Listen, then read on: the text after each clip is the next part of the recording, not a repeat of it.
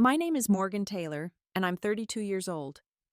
When I was 14, my parents walked out of my life without looking back, leaving me alone with nothing but uncertainty. I never imagined that 18 years later, I would inherit $3 million from my Aunt Elaine, who became my true parent. The real shock came when my biological parents suddenly reappeared with open hands expecting me to share my fortune. Little did they know, abandonment teaches you exactly who deserves a place in your life. Before I share my story, let me know where you're watching from in the comments below. Hit like and subscribe if you've ever had to create boundaries with toxic family members. I grew up in a brick house with green shutters in suburban Ohio. My childhood seemed normal on the surface. My mother, Sarah, worked as an elementary school teacher, while my father, Daniel, managed a local hardware store. They weren't wealthy, but we lived comfortably in our middle-class neighborhood. Some of my earliest memories are actually pleasant. When I was 5, my father taught me to ride a bike in our driveway. My mother baked chocolate chip cookies every Sunday afternoon, filling our house with that warm, sweet smell that meant home. During summer, we took camping trips to Lake Erie, where Dad would tell stories around the campfire while Mom made s'mores. My Aunt Elaine, my mother's older sister, was always my favorite person. Unlike my parents, who seemed perpetually busy, Aunt Elaine made me feel seen. She lived in Chicago but visited regularly. She worked as an accountant and never married or had children of her own. "You're all the family I need, little spark," she would tell me, using the nickname she gave me because I was always full of energy and questions. When Aunt Elaine visited, she brought books that expanded my world and took time to listen to my thoughts about them. She helped me build science projects and encouraged my curiosity. While my parents attended parent-teacher conferences out of obligation, Aunt Elaine genuinely wanted to know what I was learning. The shift in my family dynamic wasn't sudden but gradual, like watching a flower close one petal at a time. Around my 11th birthday, things began to change. My parents started arguing late at night when they thought I couldn't hear. Their voices would rise and fall through the heating vents into my bedroom. Most arguments centered around money and bills. "We can't keep living beyond our means," my mother would say. "I'm doing everything I can." My father would respond, his voice tight with frustration. Soon the camping trips stopped. Birthday celebrations became minimal. Christmas gifts shrank from thoughtful presents to generic items.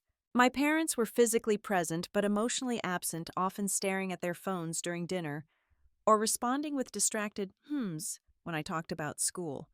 I noticed how their eyes lit up only when discussing material things. My mother would gush about her coworker's new car or vacation home. My father constantly talked about hitting it big someday, with various get-rich-quick schemes that never materialized. During this time, my phone calls with Aunt Elaine became my emotional lifeline. She sensed something was wrong and asked questions my parents never did. "How are you really feeling, Morgan?" she would ask, and then wait patiently for my honest answer. One day, I overheard my mother on the phone with Aunt Elaine. "Some people just aren't cut out for parenthood," she said. I pretended not to hear, but those words settled into my heart like a stone sinking in water. I didn't understand then how prophetic that statement would become. The day everything changed was ordinary until it wasn't. I was 14 years old, a freshman in high school with braces and dreams of becoming a photographer. I was on the school newspaper team and had just started making friends after being shy throughout middle school. That Tuesday in April, I walked home from the bus stop as usual. Spring was just beginning to transform our neighborhood, with daffodils pushing through the soil and trees budding with new life. The irony of new beginnings wasn't lost on me later. When I opened our front door, the first thing I noticed was the silence. Usually my mother would be preparing dinner or my father would be watching TV. Instead, I found them in the living room, surrounded by suitcases and boxes. "What's going on?" I asked, my backpack still slung over one shoulder. "Are we moving?" My mother glanced at my father before answering. Her face looked different somehow, determined, yet detached. "Morgan, we need to talk to you." I sat on the couch as they explained that they were moving to California. Not we, they. Your father has a business opportunity in San Diego, my mother said, her voice oddly formal. It's the fresh start we've been needing. When are we leaving? I asked, confused. What about school? I have a history test on Friday. My father cleared his throat. That's the thing, Morgan. We think it would be best if you stayed with Aunt Elaine, just temporarily until we get settled. The room seemed to tilt sideways. What do you mean, you're leaving without me? We've been struggling for years, my mother said. This is our chance to start over. We're not in a position to take care of a teenager right now. But I'm your daughter, I whispered. We've called Elaine, my father said, checking his watch. She's driving down from Chicago tonight. She's always had a special bond with you anyway. They continued talking about logistics, but their words blurred together. They had already shipped some boxes ahead. The house was being listed for sale. A neighbor would check in until Aunt Elaine arrived. They left a note with her contact information on the kitchen counter. We'll call once we're settled, my mother said, not quite meeting my eyes. 3 hours later, they were gone. Just like that. My parents hugged me briefly, made vague promises about calling soon, and drove away in our packed SUV. I stood in the driveway watching their taillights disappear around the corner. Then I walked back into the suddenly empty house and felt the full weight of abandonment crash over me. I curled up on my bed and sobbed until I couldn't breathe, clutching my phone, willing it to ring with them, saying it was all a mistake. That night the house creaked and settled in ways I'd never noticed before. Every sound made me jump. I couldn't eat, couldn't sleep. The neighbor my parents mentioned, Mrs. Wilson, brought over a casserole I couldn't touch. When darkness fell, I finally called the number on the note.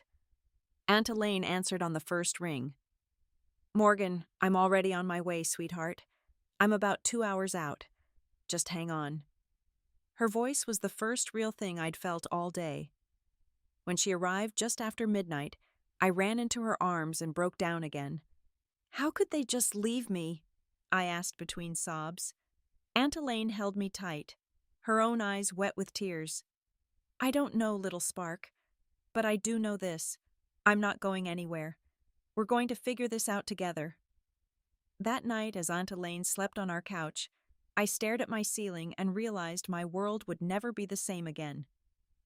The first few weeks with Aunt Elaine were a blur of legal meetings and painful transitions.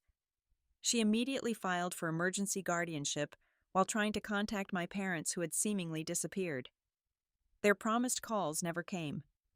The emails went unanswered. It was as if they had erased their former lives entirely, including me. My parents' house sold quickly, with the proceeds mostly going to their debts. Aunt Elaine helped me pack my belongings carefully, wrapping photo frames and sorting through 14 years of childhood memories. What couldn't fit in her modest sedan was shipped to Chicago. Her apartment was nothing like our house in Ohio. It was a 2-bedroom unit on the 3rd floor of a brownstone filled with books and colorful art from her travels. The spare room became mine, its walls a blank canvas for my new life. We can paint it whatever color you want, she said. This is your home now, Morgan. Those first months I walked through life like a ghost. I started therapy twice a week, where I learned words like abandonment trauma and parental neglect. At night, I often woke up crying, and Aunt Elaine would make hot chocolate and sit with me until I could sleep again. It's not your fault, she would repeat. Their choices reflect their limitations, not your worth. School was another challenge. Starting as the new girl in April of freshman year meant navigating social circles that were already established. I kept to myself, afraid to form connections that might disappear. My grades slipped as I struggled to concentrate.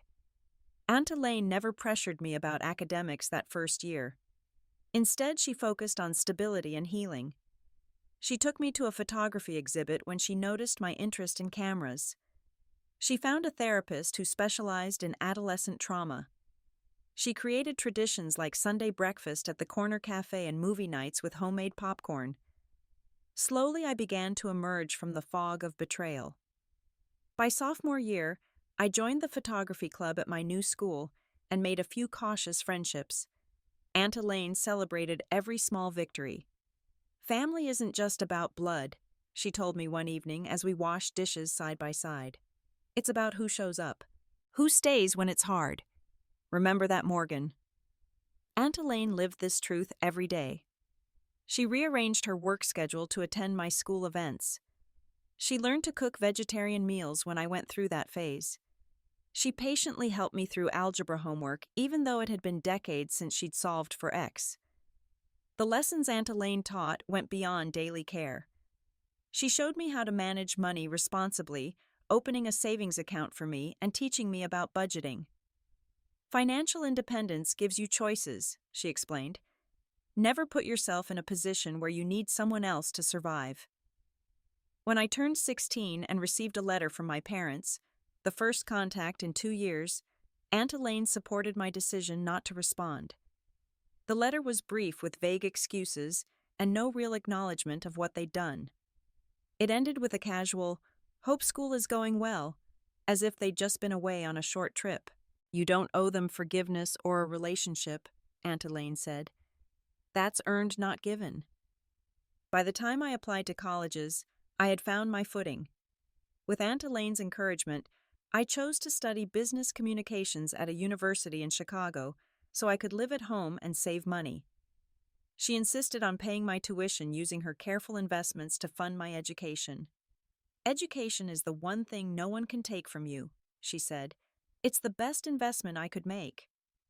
The day I graduated from high school, Aunt Elaine cried happy tears. My parents sent a generic card with a $20 bill inside. The contrast couldn't have been clearer. After college graduation, I stepped into the real world with a business degree and determination to make Aunt Elaine proud. My first job was at a small marketing firm in downtown Chicago. The pay was modest, but it offered valuable experience creating campaigns for local businesses. I started as an assistant making coffee runs and formatting presentations, but I soaked up knowledge like a sponge. At 23, I rented my own studio apartment. It was tiny with barely enough room for a bed and a desk, but it was mine. Aunt Elaine helped me furnish it with thrift store finds that we refinished together. The day I moved in, she brought a small potted plant as a housewarming gift. "Roots and growth," she said. "That's what life is about." Though I lived independently, Aunt Elaine remained my anchor. We had Sunday dinners together and called each other almost daily. She never hovered or interfered, but was always there when I needed advice or simply a listening ear. During those early adult years, I built a small but solid circle of friends. Zoe, a graphic designer. I met at work, became my creative partner in side projects and weekend adventures. Jackson, my neighbor with a dry sense of humor and endless patience, taught me how to troubleshoot household repairs instead of calling maintenance. These friends, along with Aunt Elaine, became my chosen family. They showed up for birthdays and career milestones. They helped me move and sat with me through disappointments. They knew my story and never judged or pitied me for it. Dating proved more challenging. Opening up to potential partners about my family history often came with uncomfortable questions, or worse, unwanted sympathy. Trust didn't come easily after what I'd experienced.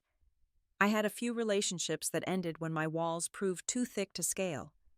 The right person won't make you choose between vulnerability and safety, Aunt Elaine advised. They'll understand that trust is built slowly. Professionally, I worked my way up to account manager, then specialized in digital marketing as social media transformed the industry. Each promotion felt like another step away from that abandoned 14-year-old girl and toward the self-sufficient woman I was becoming. Throughout this time, I made sporadic attempts to contact my parents. Not because I wanted them back in my life, but because I needed closure. I sent emails to their last known addresses and even tried finding them on social media. The few responses I received were superficial and brief. They never asked to see me or expressed genuine remorse for leaving. Their lives in California apparently didn't have room for reconnection. Everything changed when Aunt Elaine was diagnosed with pancreatic cancer. I was 29 and she was 62. The prognosis was grim from the beginning, but Aunt Elaine faced it with characteristic grace. "We all leave eventually, little spark," she said. "The question is what we do with the time we have." I took family leave from work to care for her. Our roles reversed as I became the caregiver, scheduling doctor's appointments and managing medications. I moved temporarily back into her apartment, sleeping on the couch, so I could respond quickly when she needed help at night. Even in her illness, Aunt Elaine continued teaching me. She showed me how to face mortality with dignity and how to find joy in small moments when large ones became impossible. We watched sunrise from her hospital window. We laughed over old photos and shared memories. She dictated letters to distant friends and organized her affairs with characteristic thoroughness.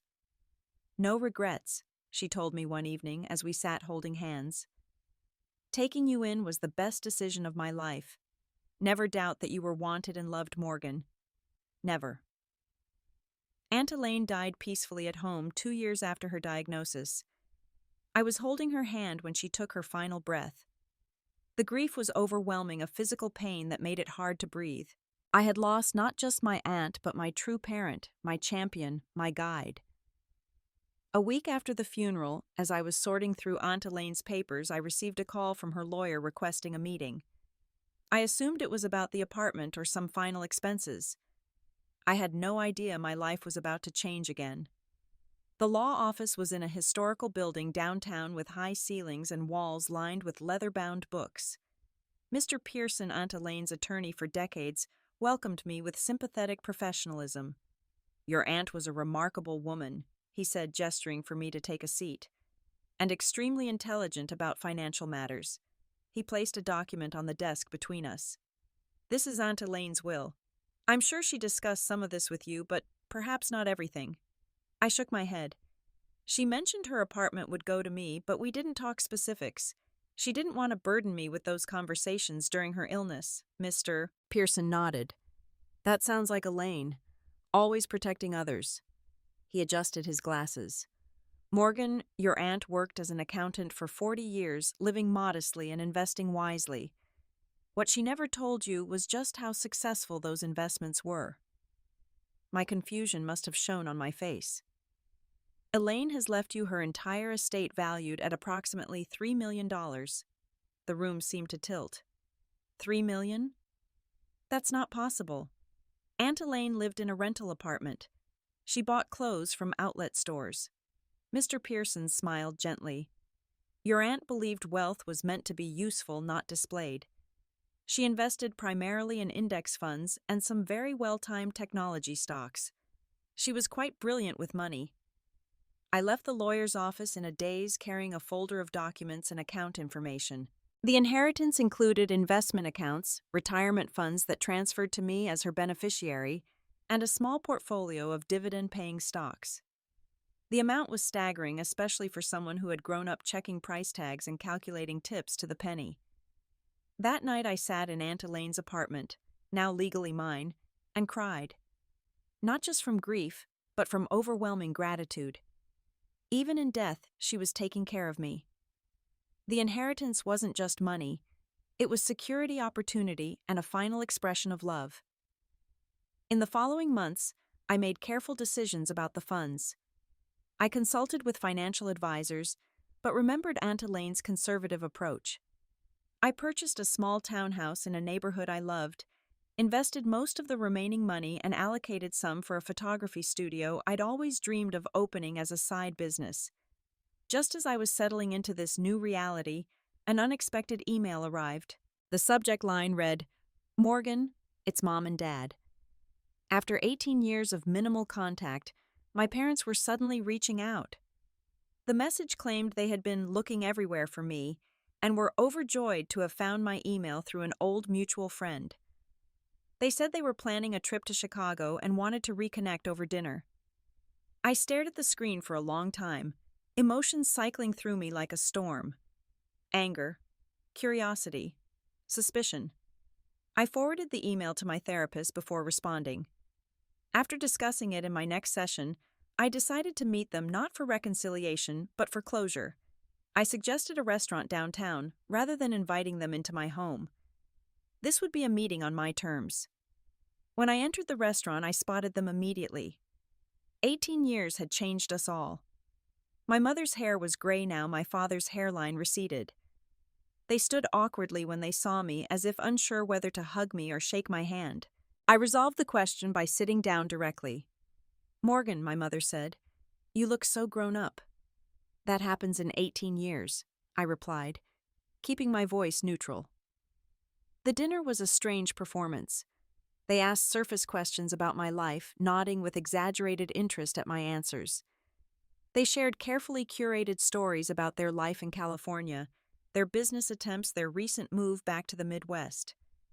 They never directly acknowledged abandoning me, instead using phrases like, "when we had to leave," and "during our difficult separation." The conversation shifted when my father asked about Aunt Elaine. "We were so sorry to hear about your aunt's passing.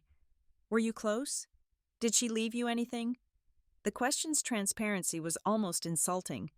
I gave a vague answer about her leaving me, enough to be comfortable, and watched their expressions sharpen with interest. As we parted ways that evening, they pressed for my address and phone number. "We want to be a family again," my mother insisted. I provided my email, only saying I needed time to process our reunion. Driving home, I realized what had felt off all evening. Not once had they apologized. Not once had they asked how I felt about being abandoned. Their interest seemed entirely tied to what they could gain from reconnecting with me now. Within a week, the true motive emerged. The calls and emails began immediately after our dinner. My parents wanted to meet again, this time at a coffee shop, to really catch up. When I suggested waiting a few weeks, they became insistent. "Family should be a priority," my father wrote. "We've lost too much time already." During our coffee meeting, they shared their exciting business opportunity, a franchise they wanted to open. They just needed investors. "We thought of you immediately," my mother said, squeezing my hand across the table. "Why would you think of me?" I asked. "You haven't known anything about my life for 18 years. "But we're family," my father said, as if that explained everything. "And we heard Elaine was quite successful. We assumed she took care of you." There it was, the real reason for their sudden reappearance. They wanted access to what they presumed was my inheritance. The amount they mentioned needing, $250,000, confirmed they had somehow learned about Aunt Elaine's wealth. "Think of it as an investment in our family's future," my mother said. "Once the business succeeds, we can make up for lost time. Family vacations, holidays together, maybe even a family compound someday." I excused myself early from that meeting, claiming a work emergency. At home, I fell into a familiar pattern of sleepless nights and anxiety. Part of me wanted to tell them off immediately. Another part, that 14-year-old girl still longing for parental love, wondered if financing their business might buy the relationship I'd been denied. I booked an emergency session with my therapist, Dr. Lin, who had helped me through Aunt Elaine's death. "They've shown you who they are twice now," she said gently. "First when they left, and again with this request. People who love you don't see you as a bank account." With her guidance, I decided to confront my parents directly. I invited them to my home, not my new townhouse, but Aunt Elaine's apartment, which I had kept while deciding whether to sell it. I wanted this conversation to happen surrounded by her influence. When they arrived, their eyes darted around, assessing the modest apartment with visible disappointment. My mother frowned at the second-hand furniture Aunt Elaine and I had loved. "This is where you live?" she asked. "This was Aunt Elaine's home," I said, "where she raised me after you left." We sat at the small dining table, and I listened as they outlined their business plan and financial needs. The franchise required $250,000. They had no savings or collateral for a bank loan due to previous bankruptcy filings, information they shared as if it were a minor inconvenience rather than a serious red flag. "We thought you'd be excited to help family," my father said when I remained silent. "After all, you didn't earn that money. Elaine did." Something in me snapped at those words. "You're right. I didn't earn the money. I earned Elaine's love and trust by being there for her every day for 18 years. Where were you when she was teaching me to drive, when I graduated college, when she was dying of cancer and needed someone to hold a straw to her lips because she was too weak to drink?" My voice remained steady, even as tears formed. You keep using the word family as if it's just a biological fact, rather than a relationship that requires care and presence. You weren't family to me when I needed you most. My mother's face hardened. We had our reasons for leaving. We were struggling. So was I replied. I was 14 and suddenly parentless. The difference is that Aunt Elaine stepped up. She struggled too, working full-time while raising a traumatized teenager. But she never once made me feel like a burden. So you're not going to help us? My father asked, his tone shifting from persuasive to cold. No, I said simply. I'm not giving you money. The change was immediate. My mother's face flushed with anger. After everything we've done for you, I couldn't help but laugh. What exactly have you done for me in the last 18 years? We gave you life, my father said, standing up. And this is how you repay us, by being selfish with money you didn't even earn. I think you should leave, I said, standing as well. You'll regret this, my mother said, grabbing her purse. Blood is thicker than water. Actually, I replied, opening the door. The full saying is, the blood of the covenant is thicker than the water of the womb. It means chosen relationships are stronger than biological ones. Aunt Elaine taught me that. They left with final comments about my ingratitude and selfishness. As the door closed behind them, I felt a weight lift from my shoulders. For the first time since their reappearance, I could breathe freely. I had faced my oldest fear, their rejection, and survived it. I was still standing. In the weeks that followed, I processed the confrontation with my therapist and friends. Their support helped me recognize that standing up to my parents wasn't just about money, it was about honoring my worth and the lessons Aunt Elaine had taught me about healthy relationships. You didn't just say no to a financial request, Dr. Lin pointed out. You said no to continuing a pattern of emotional exploitation. My parents made several attempts to contact me after that day. Emails shifted from angry accusations to tearful apologies and renewed requests. I created a special folder for these messages, neither responding nor deleting them, maintaining them as reminders of why boundaries were necessary. With time, the emails stopped. I heard through a distant relative that they had moved to Florida, telling everyone who would listen about their ungrateful daughter, who refused to help them despite her massive inheritance. Meanwhile, I focused on creating meaning from my experience. I established a scholarship in Aunt Elaine's name at my old university for students who had experienced family abandonment. The annual award covered not just tuition, but living expenses, acknowledging that education requires basic security to flourish.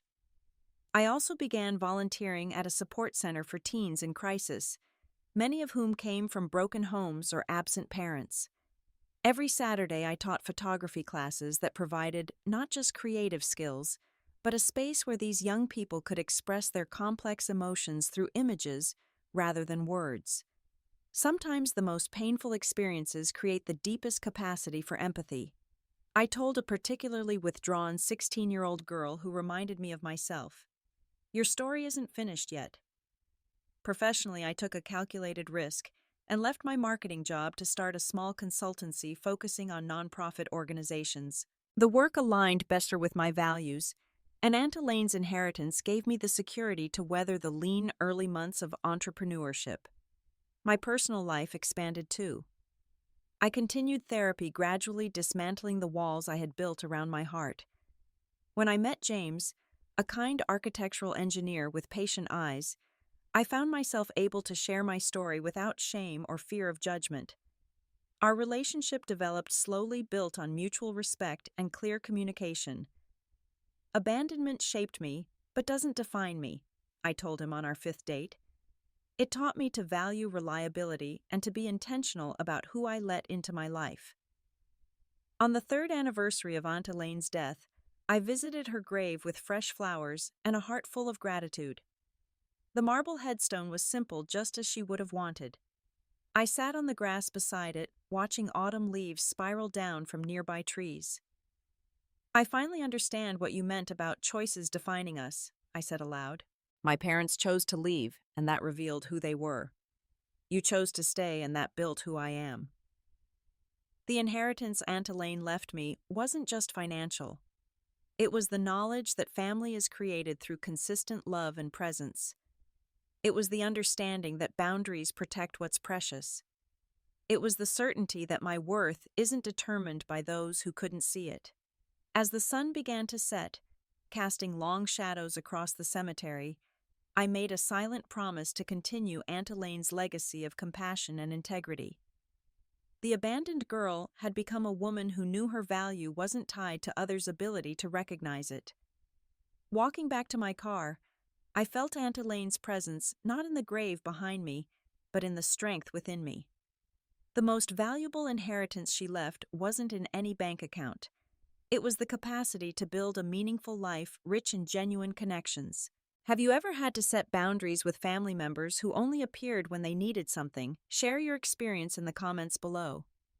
If my story resonated with you, please like this video and subscribe to hear more stories about finding strength after betrayal. Remember, sometimes the family we choose gives us the love our biological one couldn't. Thank you for listening, and I hope my journey helps you find peace in your own.